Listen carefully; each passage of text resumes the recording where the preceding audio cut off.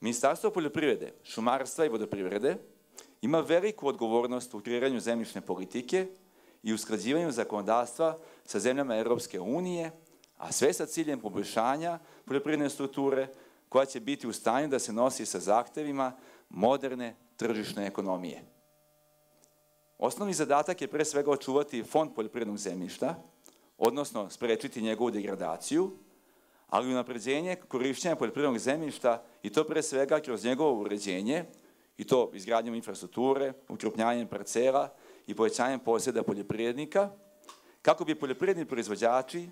na jednostavniji, efikasniji i lakši način mogli da obrađuju svoje zemljište, ali kako bi znatno smanjili troškove svoje poljoprivredne proizvodnje.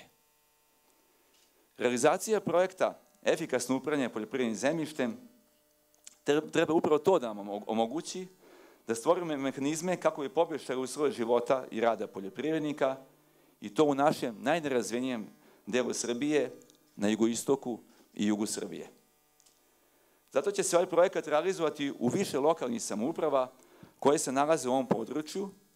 ali on treba da posluži kao dobar primer drugim lokalnim samoupravama, Ministarstvu poljoprivrede i drugim državnim organima kako bi unapredili ruralni razvoj, ali i regionalni razvoj ovih područja.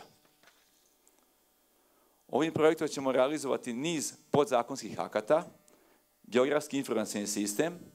nekoliko pilot komasacija i nekoliko pilot projekata za borbu protiv napuštanja zemljišta.